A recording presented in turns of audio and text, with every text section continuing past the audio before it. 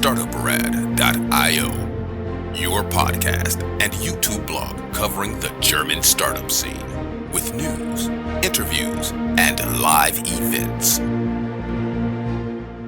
Hello and welcome everyone. This is Joe from Startuprad.io, your go-to source for all things startups, innovation and entrepreneurship. Today we're diving into this game-changing startup that's redefining how businesses manages their time. Timify. Join us, which is Emmanuel Simon, to share the story behind the company, its vision for the future, and how it's tackling one of the biggest pain points in scheduler and workforce management. So, if you're struggled with double bookings, no-shows, or inefficiencies in managing appointments, this episode is for you. Stay tuned. You don't want to miss a thing. Emmanuel, hello and welcome. Hi, Joe, and thank you for having me. Totally my pleasure. We may add up front that we worked in the past together, which is, I do believe, something like 15 years ago. Must be that long ago, yes. Yes. Oh, we are really getting old. Welcome to Startup Radio. Today we're diving into your world of Timify, and in 60 seconds, can you give us an idea what you did before and how you got involved into Timify? Yes, for sure. Basically, I am a banking baby. I grew up my whole business life in banking, in a management consulting company, working for many banks in the IT environment. And then I joined UniCredit in various managerial roles. I was an assistant to a board member in the corporate and investment banking, and I also run a huge project in UniCredit globally to transform the bank within a 13 billion euro capital increase on the cost and the IT side.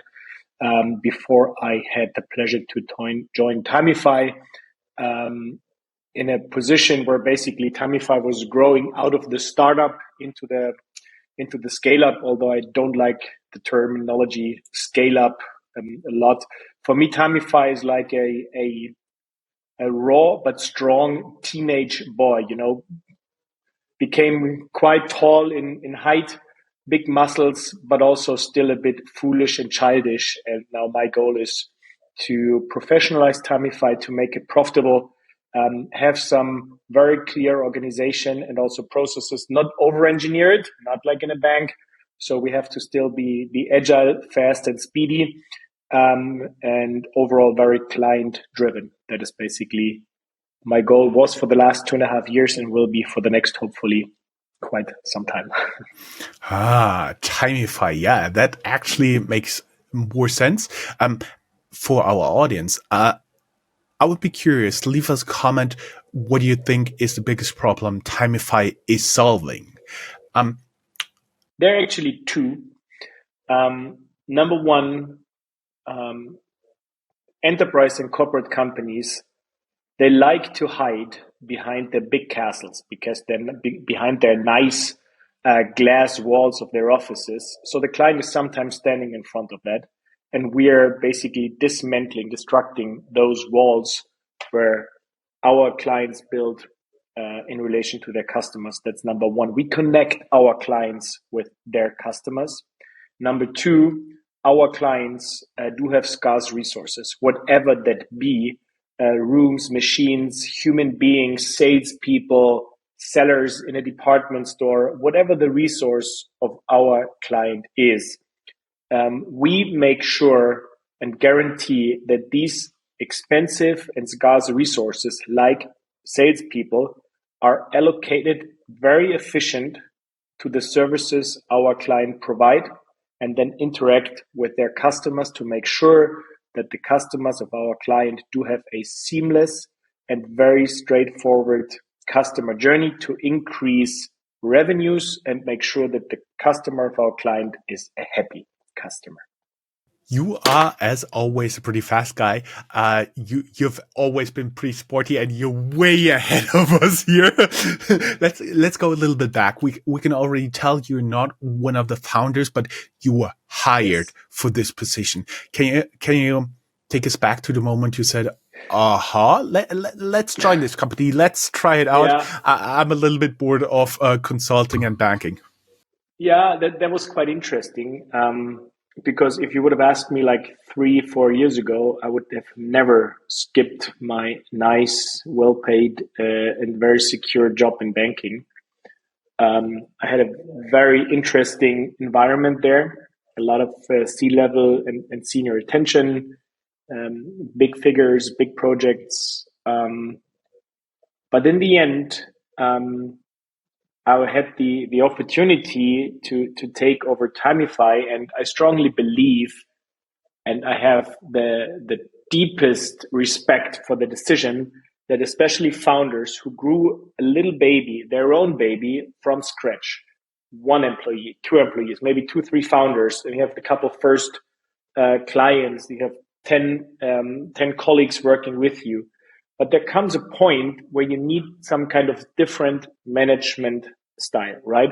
So people who are able to found a company from scratch might not be the right person and might not have the right skill set to grow a company from 50 up to 100 employees.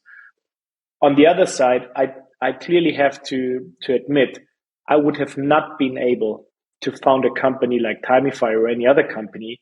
That's simply not my home turf, right?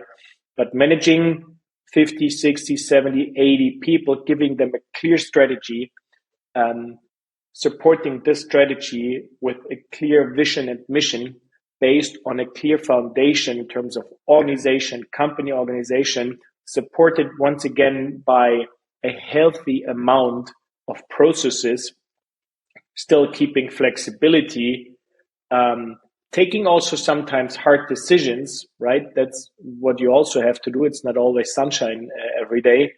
That is a bit more my sweet spot, right? And if you look back at most likely many founders, sometimes you cannot play business as you want to because you need a favor left, a favor right. You're happy for the first client. You give to this client maybe more than you wanted to provide in terms of services or support. And then how do you get back from this very personal interaction and lift and come to the next professional level, which is simply a more professionalized setup? The downside is you might lose a bit of your your spirit. Yes, that's right. But it's sometimes simply required. As I said, scale up is I think not a right term, but if you look at companies like Timify after a couple of years, like a teenage boy, I mean, there's a lot of potential, right? There's a lot of power, there's a lot of energy, but it has to be centralized and streamlined. And that is, as I said, pretty much my sweet spot. And so far it's running, I would say, good.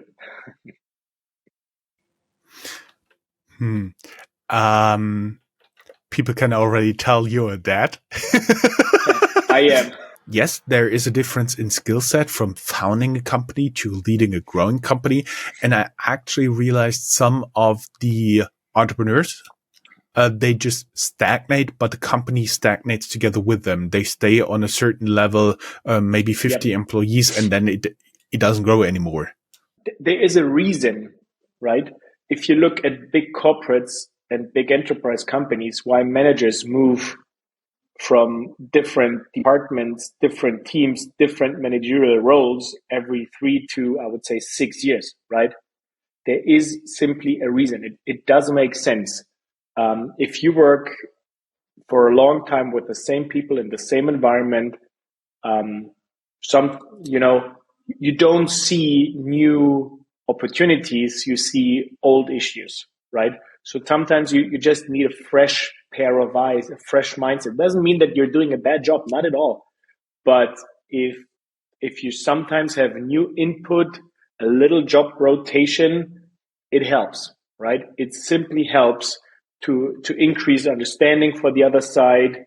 If I change job completely in a big enterprise company from department A to department B, I take my knowledge with me, and then I can try to connect and bring people together and increase understanding for both sides.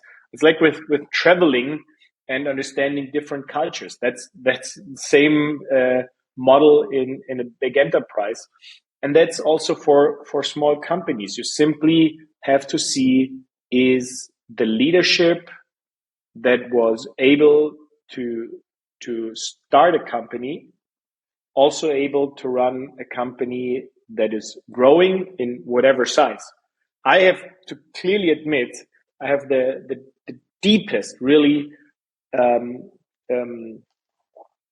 respect of funding a company. I tell you honestly, I would be, I think, even too scared, and I would not be in a position to do that. But then taking over from a certain point in terms of development and also growth is pretty much my sweet spot, and that's where I can really see, with a corporate or enterprise know-how and experience, you can create big value add to smaller companies. Is that always the case? No.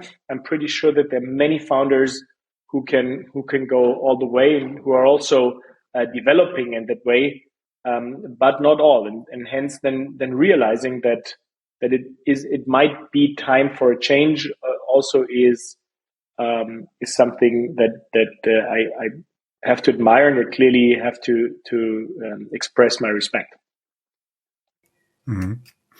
Yes, I see. So you're in favor of moving management roles every few years. So I'll avoid asking you what you're planning to do in 5 years. Honestly, I do not know. Hopefully Timify is growing very well. But 5 years, I don't know. What was the major challenge you faced when you joined Timify in your early days as CEO? Well, number one, as I said, is really professionalizing the whole structure, making sure everybody knows his, her role and position, how to interact. That is number one. Number two, I joined Timify at I would say, economically changing time, right? In the last, I would say, 10, 12 years, the macroeconomic environment was in favor of startups.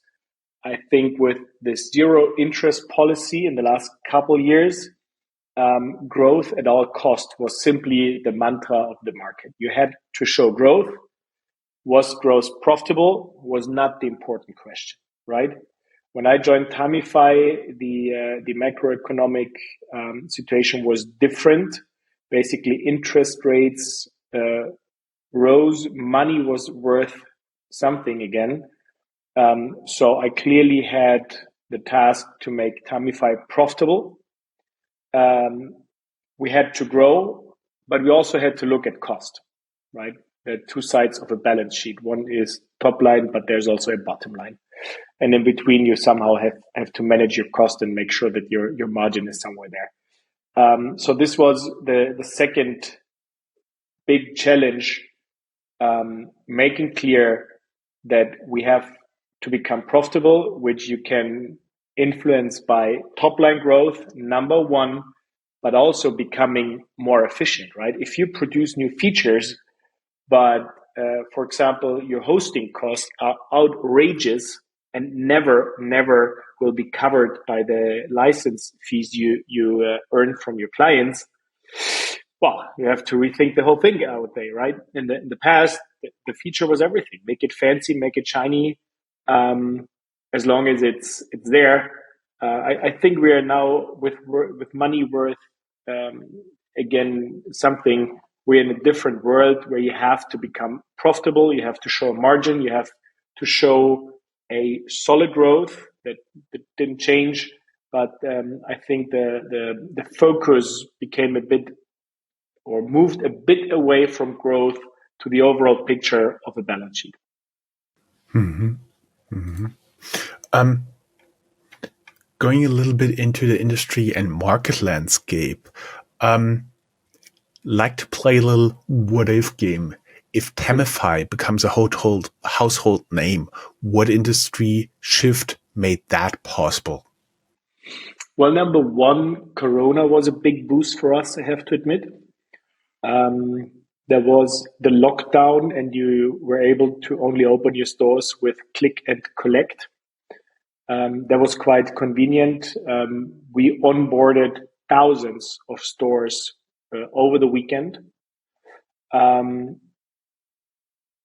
So that was a big booster for us. Overall, also, I see that economic issues in the German and core European industry are pushing our business in terms of making sure that the very cost sensitive resources like salesperson, like people who work in a department store, have to be, they have to keep busy, right? I mean, if you work in banking, you're obliged to have roughly 4 to 5 sales meetings per day. If you only have 4 versus 5 and do that every day, at the end of the week, you have 20% less revenues, and your boss will knock on your door saying, "Hey, Joe, what's going on? Why did your revenues drop?" Right? So we are ensuring that there is a very efficient allocation of these salespeople, for example, in a bank with the customers of a bank, that as soon as somebody is canceling a meeting, there are another meetings coming in, or there's somebody actively contacted who has a meeting in 2 weeks' time. Hey, we got a slot earlier up front. You want to take the opportunity, and we fill up the calendar. At the same time, we reduce extremely the manual effort, which is a stupid effort, of aligning meetings, right? Just if it's a one-on-one relationship, you, me, we agree on a meeting, that's easy, right? But just assume there are 4 or 5 participants and you're coordinating that's crazy, right? And we send out a booking link and you book it, that's fair. It really depends how much you are, you know each other, what time zones you are in. Before I used such a solution, I was actually mailing back and forth 5 to 10 times, just simple emails on availability, and that's where I cut all of that. Exactly.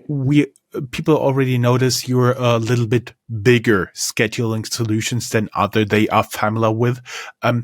What do people get wrong about scheduling solutions, and what are you doing differently here than many of your competitors? Yeah. Well, then let me start with our competitors. So Timify is very clear. We are the Calendly for grown-ups, right?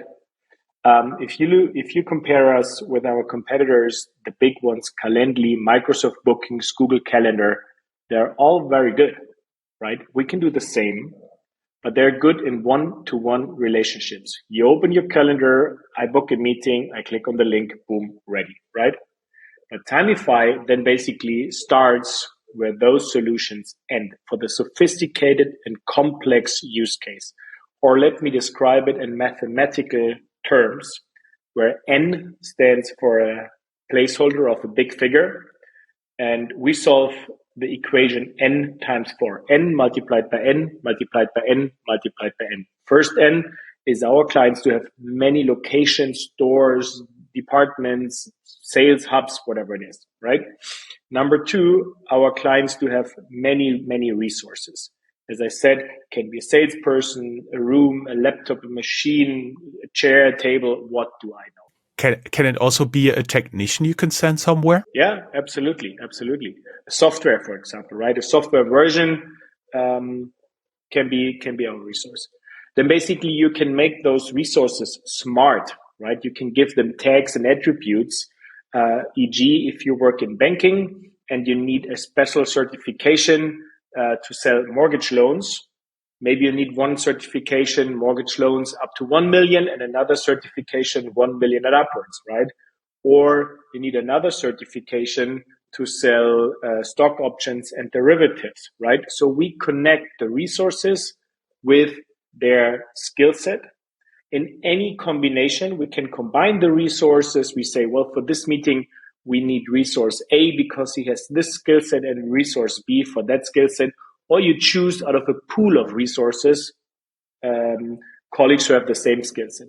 That's the second N. The third N is the services. You can then connect any kind of service you want to provide with those different resources on any date or place you want, right? You can say in the morning, our sales guy is only available in that combination with that skill set in location A, and in the afternoon only in location B, right? And you see if N becomes a big figure, it's quite a complex equation we solve. And the fourth N is hopefully a huge amount of customers our clients do have. And then they're basically going through a very seamless journey, and hopefully in the end, sign a contract, cut a deal, pay a product, buy a product, whatever it is, right? Our clients offer to their customers. So in a nutshell, basically, excuse me? No, in a nutshell, if you look at Microsoft, allow me the expression, Microsoft Google is pretty much the entry drug into scheduling, right? Once you're not happy anymore with Microsoft scheduling facilities, which is free of charge as soon as you have a Microsoft license, which is quite expensive. Basically, companies come to us because you don't write Microsoft an email saying, hey, I have this edge case here. Can you help me out, please? You do with us. We have a very clear philosophy of supporting and listening to our clients, which we do, and we don't onboard them and leave them alone. We're there for our clients, actually. Mm-hmm. When you painted that mental picture, what I had in mind is that you can manage a big organization in terms of sales, in terms of customer support, in terms of technical support, across different time zones. Exactly. Time zone is totally included. That's not a topic we have to deal with. Also like holidays or national holidays, sick days. A very nice feature we just released. If you have a sales team of 5 people, right? Sales team, they have certain skills. They have meeting slots, etc. pp. Then with a connection to the HR tool from our client, one sales guy calls in sick, right? Which usually means someone has to call the customers, cancel 5 appointments, reschedule for the next week, whatever it is, right? With our system, the system checks, the customer needed service A. We have maybe other 4 resources who can provide the service, and there's one resource free at exactly that time slot, and it's automatically rescheduling the meeting to avoid that the client is maybe entering a meeting without having somebody covering from the client side, or the meeting has to be postponed. So we make sure that the calendars is filled up properly, and our sales colleagues are kept busy, and then also creating a positive impact on the revenue creation of our client. Mm-hmm. So, before I get to the next question that I had while you were talking, I was wondering, can you get KPIs, for example, for marketing? How many requests are coming in, and how close you are to capacity in terms of your sales for marketing? Do more of this, do more of that? Yeah, you have a huge statistic area where you can see how many bookings, which day, which time actually the bookings have been scheduled. So you can, if you see all your bookings have been scheduled, let's assume in the evening between 7 and 11 p.m. for the next day, okay? Then you can say, well, I want to increase my paid advertisement on Google because an hour before that, so you start at 6 where people start looking for that kind of service, that kind of slot, increase your capacity on SEA exactly on that time slot, and then make sure your advertisement is placed right time, right spot. So, were you talking, I also had another question. In how many languages is your solution available? You have to differentiate from customer point of view. So the booker who's booking a meeting, pretty much unlimited.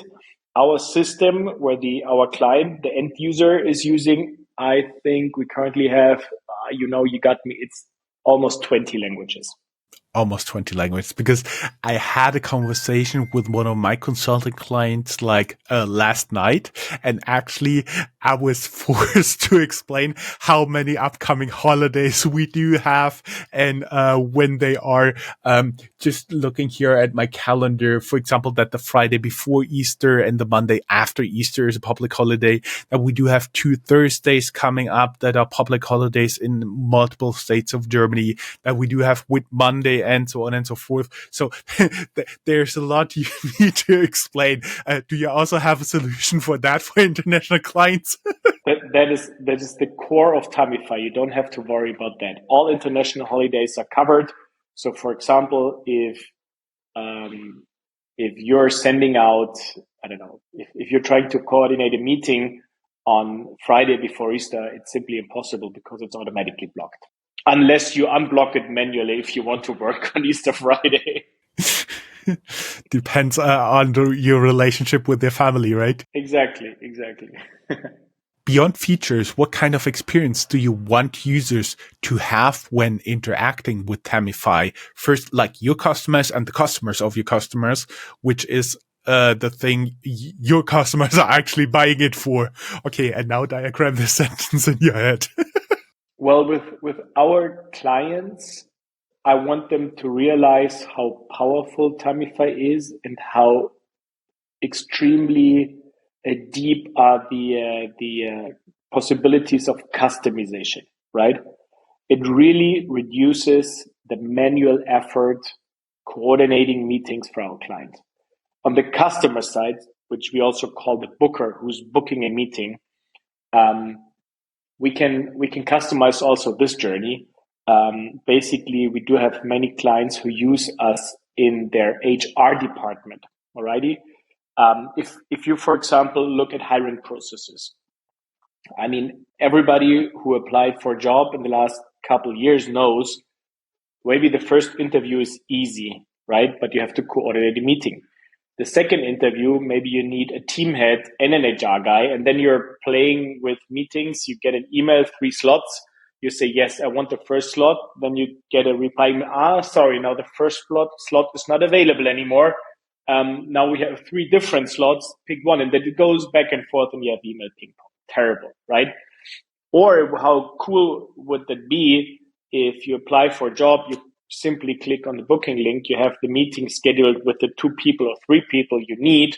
After that, the HR guy says, hey, that was a good interview. We continue. Automatically, our system sends out another email saying, hey, congratulations, you made the next step. Now you interview with the big boss, another HR guy and a team colleague, whatever. Again, click here. And a couple hours or days or an hour before the meeting, you also get a reminder SMS to make sure that you do not miss your meeting. So in that perspective, if I look at the HR case from the applicant point of view, our clients have 2 scenarios, right? If you look for a DevOps developer who is highly skilled, basically companies are happy if those people simply apply, right? So they need name, email address, maybe a phone number. That's simply apply, right? There are other jobs where you say, well, I want to, make it a bit more tricky to receive applications. So I want to have an upload of your CV. I need your driving license uploaded, some comments, a free field where you enter some text about you, and I need your residence, etc. pp. So that you avoid that everybody is applying for the job, and you have some kind of criteria why people apply, right? So in that perspective, from the booker side, I always want to make it very easy to book an appointment. What I want to say is that there are also situations where you can make it a bit more complicated so people do not book appointments, right? Nevertheless, from a customer or booker point of view, it simply has to be seamless and very clear, right? You need a couple of clicks and then you enter into your appointment. And of course, we don't have to talk about reminders and synchronization to your preferred email and Outlook mailbox and calendar system. I was wondering when you talked about this scheduling with 3 people from HR, if somebody from the HR people calls in sick that day, basically your tool can reassign if there's a acceptable substitute. You can replace this person in the interview, and you don't have to reschedule with the client with a potential employee, right? Yeah, absolutely. Yeah. I was wondering, how are you leveraging AI and automation in all of that? Yeah. So we do have, we released just recently our Timify assistant, which is an additional feature from Timify. We can produce and very fast create skills for our client. As I said, this rescheduling assistant or early slot waitlist, or the next skill set will be a birthday or event promotion that you automatically remind people and send maybe voucher codes or gift cards, or hey Joe, happy birthday. We haven't heard for a long time. Why don't you want to book a meeting with whatever your counterpart at your trusted bank you're working with, or something like that. These are skill sets AI supported, where we basically, with the intention to reduce once again the manual effort regarding scheduling and support our clients in optimizing their interaction with their customers. And our goal is basically quite easy. This whole back and forth email scheduling should be optimized, right? That's very easy. You should not worry about, oh, God damn it, I have to coordinate meetings for groups, for single bookings, for multiple bookings, for recurring bookings. You should not. You should press some buttons, best case in our Timify environment, and then everything runs automatically. Plus an automated or partially automated allocation of resources. I vividly remember how difficult it was back in the days to book a meeting room for any given meeting. Yeah, that is true. That should simply not be part of our daily business day. We'll be back after a short ad break where we talk about business model and growth strategy.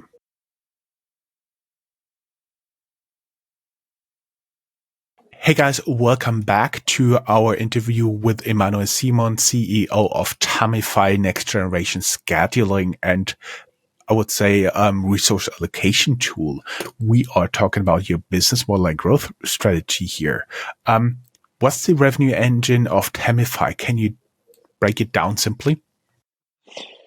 Well, in terms of verticals, we are widely spread. We do have benchmark clients in the banking environment, insurance, optician segment, also hearing aid is becoming more and more. Actually, recently, bike industry, electric bike industry becomes bigger for us. So overall, one can say that wherever there is more demand on scheduling than an easy one-to-one relationship, that's where the sweet spot of Timify is, and that's where our growth perspective and opportunities jump in. We're not specialized on any vertical. That's the beauty of Timify. If you tomorrow say, instead of selling cars or e-bikes, I want to sell red gummy bears, you sell red gummy bears. We don't stop you to do so. And tomorrow you offer services selling red gummy bears. You can do it actually in milliseconds, right? So we don't stop our clients to grow. Actually, we want to partner up with them. We want to support them to grow. If you want to open a new store tomorrow, well, don't worry about scheduling and making it possible. We are there. In terms of product development, next to our Timify assistant, we just released queuing will become our next big thing, because queuing and scheduling is related, and my IT colleagues are working heavily on an extremely outstanding queuing solution that is then fully integrated into your scheduling, where you can prioritize, you can define VIP clients, you can maybe prioritize even people who, I don't know, if a mother with 2 kids and pregnant is coming in, boom, you prioritize her and she gets the next free slot for the services you offer, or whatever you fancy, including a hardware support. We don't do that by ourselves, but we have a partner who's providing a hardware support in terms of tablets and screens, etc., for your point of sales. Mm-hmm. I'm wondering, queuing in terms of just simply email booking links in terms of phone, or even with the chatbot on the website. Yeah, that's basically everything. So just assume you have scheduling already, and let's assume to our recent industry that it grows a lot, to the bike store industry, right? So you schedule a meeting online for buying a new bike, right? Basically, with our tool, you can also increase the amount of meetings for high margin services you offer. If you say, well, selling a bike brings more cash to my company than having a service for a bike, or just adjusting the wheel of the bike, it's just €2, but selling a bike brings you 10,000 euros. You prioritize and you offer more meetings to sell bikes.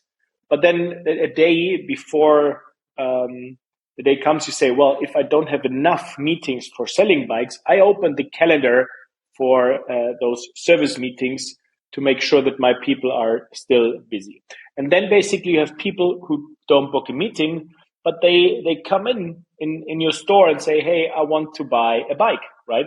So either way, you have a big screen in your entrance and they type in their credentials, and you have someone in their store checking who it is, or you have somebody with a tablet in your hand typing in the credentials, and this client says, oh, I want to buy a bike.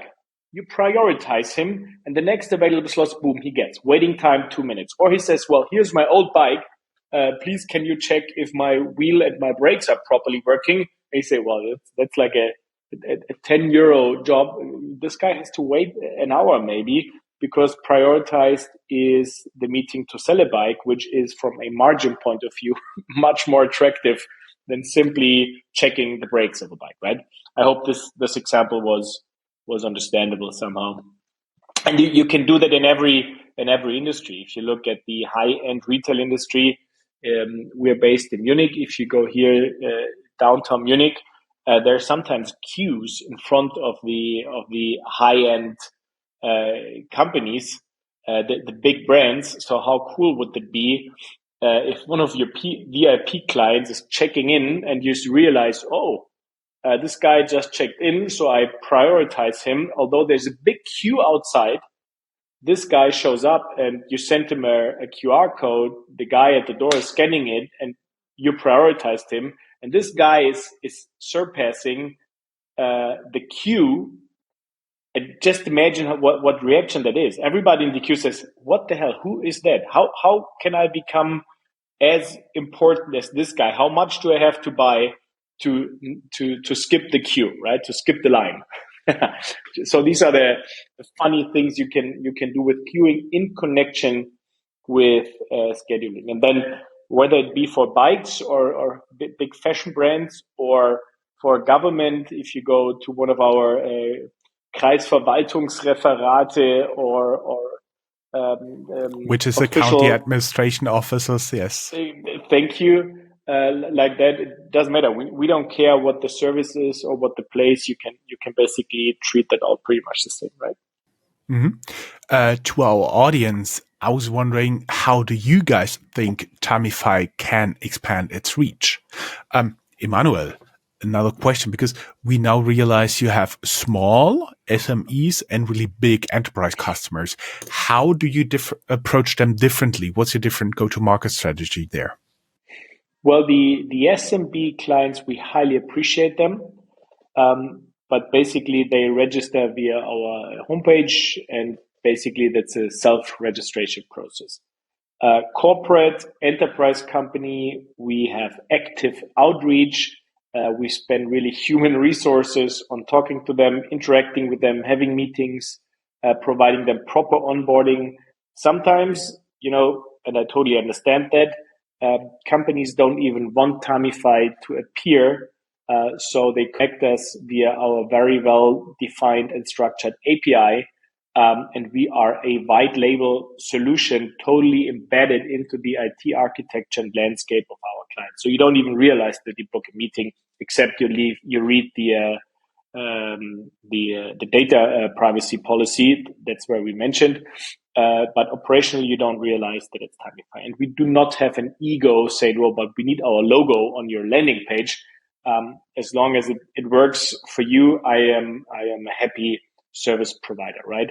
In the enterprise segment, I clearly have to say the coverage of clients is important, right? It is very, very important. I think not being for ages now part of the SaaS industry, I think many companies underestimated the effort and the requirements needed to keep clients, to basically not only sign a client, but also keep clients as happy clients for quite a long term. Because you need to interact, you have to schedule your fixes weekly, monthly, bi-yearly, whatever it is, right? But you need a counterpart, you need somebody you can play with on the other side in a big corporation. Those people change, they move on to new jobs, etc. pp. So you need a good coverage, not only before you sign a contract, but also after you sign a contract. And then it always sounds easy to connect and implement new IT, but in the end, that is many times still people business to make sure that everything runs smoothly and your software is properly used on the client side. I was thinking about a question. I should write them down and pay not so much attention to what you're saying because I completely forgot. Let us go a little bit into the finances, just a tiny bit. Last time you raised, according to Crunchbase, funding was in 2020, and so far you've raised, according to them, 11.5 million euros. I was wondering, how do you balance rapid growth with financial sustainability, given the current environment of higher interest rate, plus just recently much more insecure world with the Trump tariff introduction here, which may or may not wreak havoc on the global economy? Well, here I think I have a big advantage coming out of the banking industry, being a bit more old school. I learned the hard way that you should earn first money before you spend it, right? So that's pretty much my own personal DNA. First earning the money, and then defining how to spend it. Nevertheless, growth, it's still a growth game, right? So you have to always be on the edge. So cash on the bank account is nice for all CEOs, let you sleep well, but it's unproductive liquidity, right? So you have to invest it in terms of more sales, more product, whatever you currently need. So honestly, I can't give you an all answering and all solving answer. It's simply a trade-off, right? Sometimes you have to be a bit more on the risky side. Sometimes you have to be a bit more on the safe side. Nevertheless, as we touched it before, profitability is key these days, and at the same time you have to grow. So you have to find a proper balance.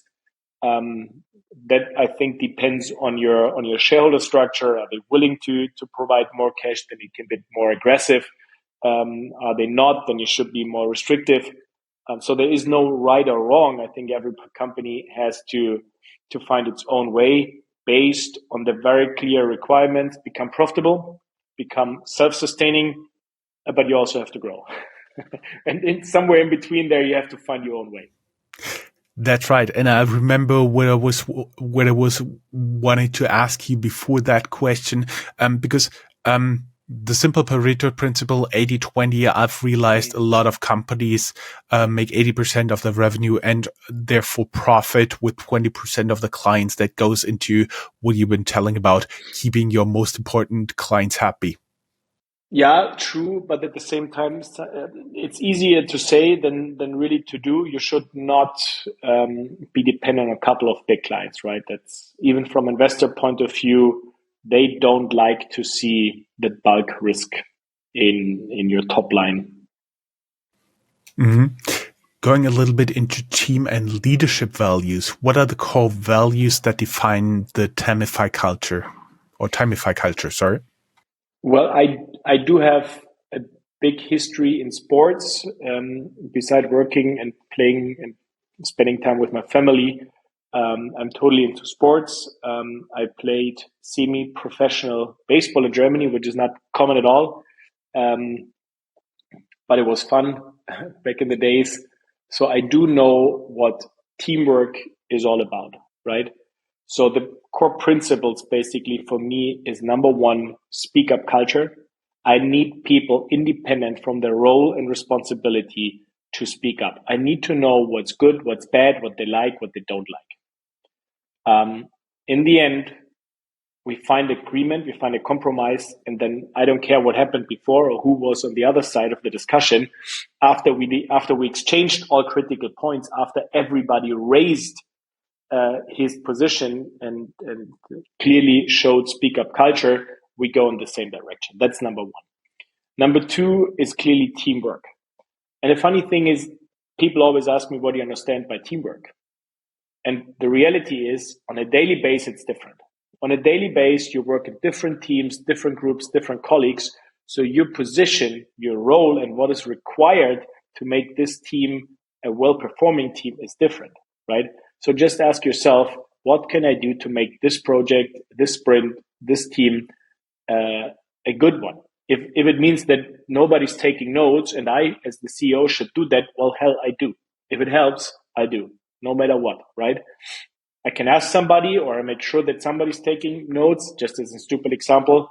But every team has to make sure that it's professional, it's working, and to simply enter into different roles. So teamwork for me is super important. I don't like finger pointing culture. I hate that. And number three is clearly ownership and responsibility.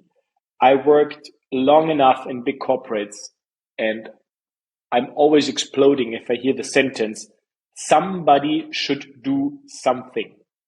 Well, I worked in companies with over 100,000 employees, and I never had a colleague whose name was somebody, and I never saw the somebody doing something, right? So take ownership and responsibility. If you want something to be done, ask this person, ask this team very clearly. And if you realize a spot, I could hire 100 more people in Timify, right? But currently, that's not the time to do so. So I have more jobs to allocate than people I can ask for, right? And that means just take ownership and responsibility. Do things. I'd rather have people do 1,000 things and do 100 errors rather than doing 10 things and 1 error, right? I don't care about errors. Do errors. If you do things, even if it's in relation to clients, we can talk about that. But not doing things, not answering to clients, not picking up a ball, not picking up a loose end. Sometimes we simply have to accept, okay, after we talked about it, nobody's taking care. Let's leave it there till we hire somebody who is taking care. But at least we should tackle that topic. We should pick it up. We should not be afraid of picking up things we might not be an expert. That happens, then we look at it, we push it as far as we can. If we make an error, we learn, but we get up the next day. So take ownership and responsibility is the third. Speak up culture, teamwork, ownership, and responsibility. That are my three core values. Lessons for future entrepreneurs, maybe even actionable. What's the one piece of advice you wish you had received before starting at Timify? There's one thing I underestimated, I have to admit, that although we are progressing on a daily basis and our development is really going upwards, I underestimated that it's going upwards, but in high waves, right? It's going up and down. The trend is going in the right direction. but I underestimated that it's really going in waves. 1 week you overachieve all your goals, everything runs smooth, and you're super happy. And the next week everything turns around totally the opposite, right? So honestly, I underestimated how wavy the journey is to grow.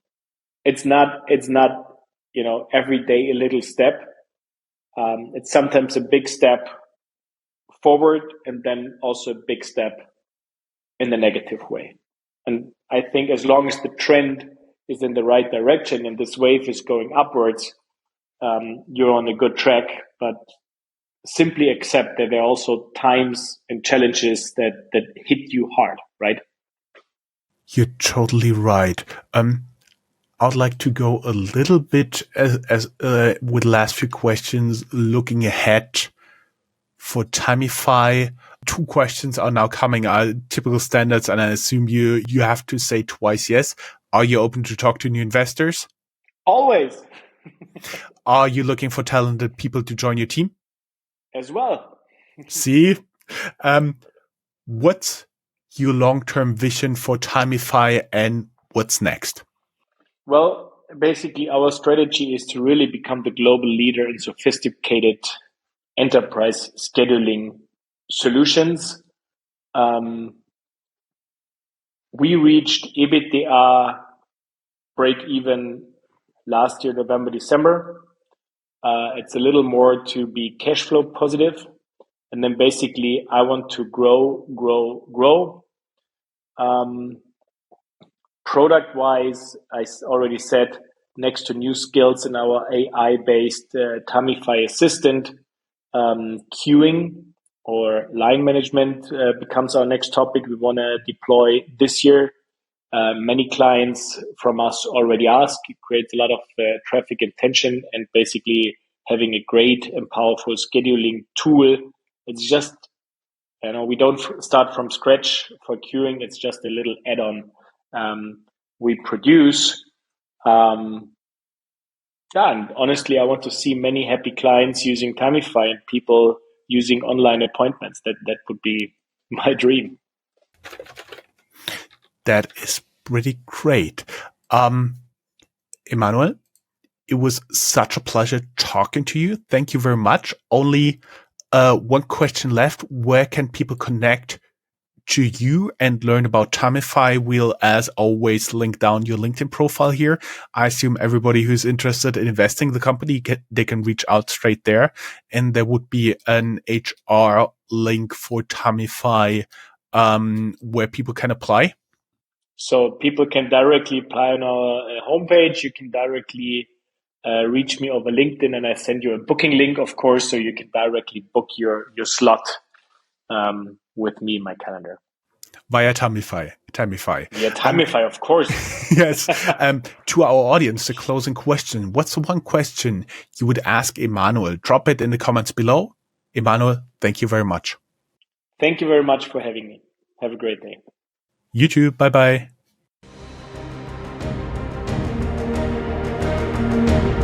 That's all, folks.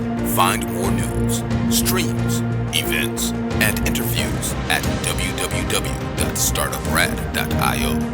Remember, sharing is caring.